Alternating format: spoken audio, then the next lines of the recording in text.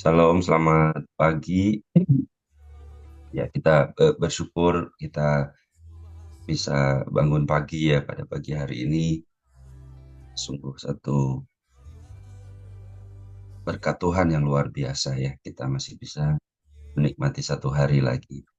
Pada pagi hari ini sama-sama kita bersama eh, baca firman Tuhan ya. Saya mau bacakan dari 1 Yohanes 3 ayat 11 sampai dengan 15.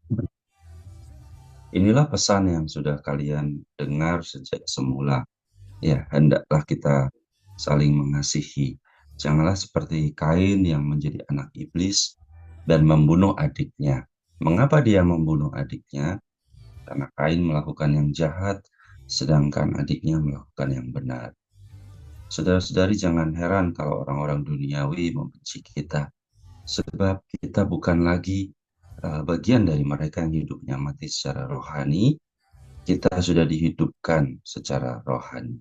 Buktinya kita mengasihi saudara-saudari kita seiman. Bila kita tidak mengasihi saudara kita, berarti kita masih tetap mati secara rohani. Siapapun yang membenci saudaranya sebenarnya adalah pembunuh. Dan kalian tentu tahu bahwa pembunuh adalah orang yang mati secara rohani, sehingga dia tidak memiliki hidup yang kekal. Jadi kita renungkan kembali ya, eh, sharing yang pernah disampaikan kita pada waktu yang lalu, di mana memang menerima kasih Tuhan, konsekuensi dari keputusan ya, kita sudah menerima kasih Tuhan adalah kita harus bisa mengampuni orang lain. Ya. Itu adalah sesuatu yang resiprokal ya. Kalau kalau dari bicara outputnya ya, kita berkata bahwa kita sudah menerima kasih Tuhan, kita sudah menikmati kasih Tuhan, kita percaya bahwa Tuhan sudah mengasihi kita. Tapi outputnya ternyata kita masih menyimpan kepahitan, kita masih sakit hati, kita nggak bisa mengampuni orang lain. Seberat apapun yang orang itu lakukan kepada kita, sejahat apapun ya yang orang itu lakukan kan. Berikan satu contoh, Kain ya. Jadi Kain dan Habil ya. Jadi bagaimana perseteruan mereka itu eh, akhirnya Kain membunuh ya. Adik. Jadi dan membunuh ini tidak juga diartikan secara jasmani oleh Alkitab, tetapi juga secara rohani ya. Roh kita menyimpan kepahitan, tidak memberikan tempat kepada Roh Kudus ya untuk tinggal di dalam diri kita ya. Jadi bagaimana kita berkata bahwa kita sudah mengasihi Tuhan ya, tapi kita sendiri masih membenci orang lain. Ya, memang tidak mudah, ya tidak mudah, pasti ada di dalam diri kita yang berkata, tetapi yang orang itu lakukan begitu jahat, yang orang itu lakukan itu begitu nggak bisa diterima, ya nggak bisa diterima dan apa namanya, kalau dibiarkan nanti orang itu akan melakukan hal yang sama kepada orang lainnya. Ya biarlah saya aja yang cukup menjadi korban. Nah, sebenarnya kalimat-kalimat seperti itu hanya hanya pembenaran gitu ya, hanya justifikasi bagi bagi kita untuk terus menyimpan dendam, ya, untuk nggak bisa ngampuni. Ya sudah, saya sudah disakiti, tapi saya mau, oh, dia tahu bahwa dia nggak bisa melakukan ini kepada orang lain. Bisa. Seringkali hal-hal seperti itu hanya menjadi bagi kita untuk menyimpan kepahitan. Ya. Jadi yang kita bersama belajar lagi pada pagi hari ini, Kalau sekarang mungkin ada dari Bapak Ibu saudara sekalian, ya dari saya juga yang masih menyimpan dendam. Kita harus bisa mengambil keputusan ya, apakah kita memang betul-betul terima cintanya Tuhan, ya, kita memang betul-betul si Tuhan. Nah, semuanya ada bukti ya. Buktinya apa? Buktinya bahwa kita sudah mengampuni orang. Apa? Buktinya bahwa kita sudah apa namanya si orang itu saja. Nah, kita bisa mulai dari saudara-saudara kita yang terdekat. Kita bisa mulai dari mungkin pasangan kita, ya, sudah menikah, ya, suami atau istri. Ya, kita bisa mulai dari orang tua kita, ya, yang uh, ya, kita bisa mulai dari kepada anak-anak kita, ya, yang sudah punya anak, ya, yang sudah dewasa atau mungkin masih kecil tapi bandel, ya, nggak mau nurut dan lain sebagainya. Kita bisa mulai dari kita atau bahkan mungkin teman-teman kita di gereja. Di kalau yang masih simpan satu kepahitan, yang belum bisa ngampuni, mungkin saat ini juga harus ada keputusan. Ya, jangan ditunda-tunda. Mungkin saya butuh waktu untuk menenangkan diri. Saya butuh waktu untuk menyiapkan hati saya. Nggak ada seperti itu ya Bapak Ibu ya. Kita kalau ngambil keputusan ya udah, oh ya, saya mau ngampuni. Sepahit apapun, yang seberat apapun, ya, saya nggak sanggup, tapi saya percaya Tuhan bisa memampukan saya untuk mengampuni. Langsung putuskan, langsung bawa dalam doa. Jadi itu kasih atau pengampunan itu adalah bukti bahwa kita memiliki kehidupan rohani. Nah, yang kedua, kasih itu menjadi bukti bahwa kita adalah orang-orang yang sudah lahir baru. Ya, dengan cara inilah kita mengenal kasih.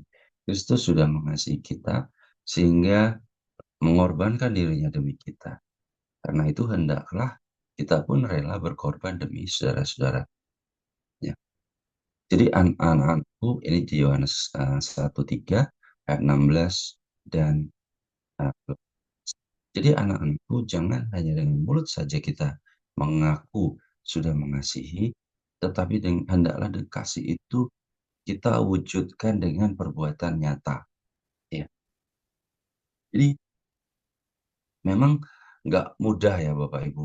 Eh, Tadi disuruh ngampuni orang yang jahat sama kita, iya kan? Disuruh ngampuni orang yang jahat sama kita, orang yang benci kita, orang yang fitnah kita, orang yang pokoknya yang negatif semua lah gitu ya. Itu yang harus kita ampuni, ya. Itu satu. Yang kedua, eh, kita juga harus mewujudkan kasih itu dengan perbuatan nyata, ya. Di ayat yang ke-17, kalau di antara kita yang berkecukupan harta duniawi melihat saudaranya kekurangan, tapi dia menutup pintu hatinya terhadap saudaranya itu, berarti dia belum mengalami kelahiran baru di dalam, yang membuat kita mampu mengasihi sesama. Nah, ini juga gak mudah. Ya, misalnya Bapak Ibu, kalau saudara ada ada orang yang nggak pernah apa namanya WA, ya, mungkin 10 tahun nggak WA. Tahu-tahu WA cuman mau minta dibantu misalnya. Pasti yang ada dalam hati kita adalah jengkel gitu ya. Selama ini kemana? Gak pernah eh, say hello, nggak pernah kelihatan. Tahu-tahu kelihatan cuma mau minta duit misalnya gitu ya. Minta dibantu. Terus mungkin cara mintanya juga kurang sopan misalnya. Atau apapun lah yang membuat hati kita. Tapi kalau bicara kebenaran firman, ya, inilah yang menjadi konsekuensi yang mesti kita belajar bersama. Saya juga belajar bersama untuk eh, membuka hati kita kalau memang kita digerakkan oleh Roh Kudus, ya. Sekali lagi kuncinya digerakkan oleh Roh Kudus untuk membantu, ya kita harus harus bisa mengambil keputusan untuk kasih itu kita wujudkan dengan perbuatan yang nyata. Jadi, kita pada pagi hari ini mesti belajar, ya saya juga mesti belajar untuk mengesampingkan ego, ya mengesampingkan rasa kesal kita, ya mengesampingkan rasa jengkel kita, rasa sebel gitu ya dengan orang yang minta ya.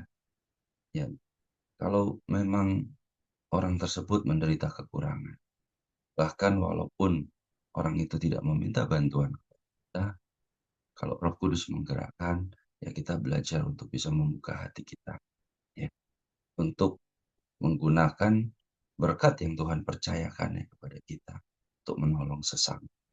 Walaupun orang itu mungkin tidak mengucapkan terima kasih, orang tersebut mungkin juga malah salah mengerti, atau bahkan minta bantuan terus gitu ya.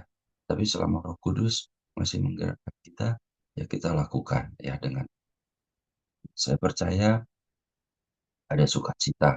Ya, mungkin secara jasmani kita eh, kelihatan seperti rugi gitu ya, kita memberikan sesuatu gitu ya, yang seharusnya mungkin bisa kita pergunakan untuk kesenangan kita atau untuk eh, hal-hal lain gitu ya. Ya, atau bahkan kita sendiri sebetulnya masih perlu gitu ya. Tapi karena Roh Kudus yang gerakin kita, ya kita belajar untuk